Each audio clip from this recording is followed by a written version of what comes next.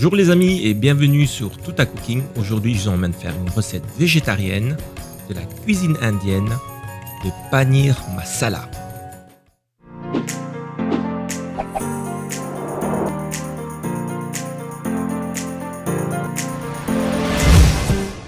N'hésitez pas à aller voir dans le descriptif la recette au complet.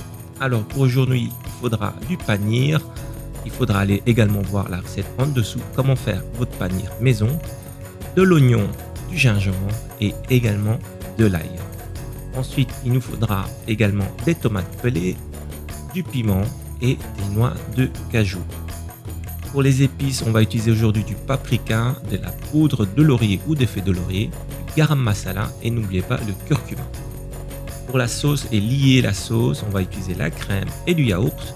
Pour assaisonner du sel, du poivre, ensuite de l'huile et du beurre. Moi j'aime bien rajouter la cardamome, c'est tellement parfumé. Et pour garnir, un peu de coriandre fraîche. Alors on va commencer tout simplement à couper les oignons, à également peler de l'ail et à les couper en gros morceaux. Tout ça évidemment on va le mixer, donc il ne faut pas trop s'attarder à la découpe. Et ensuite le gingembre on va râper. Coupez tout simplement les tomates en dés et ensuite vous êtes prêt pour passer à la casserole. Alors on fait chauffer un peu d'huile, on met de l'ail, l'oignon, le gingembre, vous faites revenir le tout ensemble avec des tomates en dés. Moi je rajoute quelques piments séchés pour relever ma sauce et également on laisse mijoter avec des noix de cajou. Environ 10 minutes, couvercle fermé et ensuite vous pouvez mixer votre sauce. Faites ça au mixeur ou au blender, c'est plus lisse. Ensuite, on va faire revenir un peu de beurre pour réveiller nos épices. Je rajoute du paprika ou du piment, du curcuma, de la poudre de laurier et n'oubliez pas le garam masala que vous pouvez également voir dans mes recettes de quoi il s'agit. On rajoute des graines de cardamome à juste enlever l'écorce et ensuite vous rajoutez des légumes que vous avez mixés. Faire notre belle sauce et laisser mijoter encore 5 petites minutes. On rajoute à la fin du paneer, le fromage fait maison.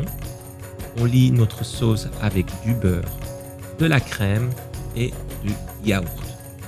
N'oubliez pas de rectifier l'assaisonnement si nécessaire, un peu de salé, un peu de sucré et ensuite il ne vous reste plus qu'à servir.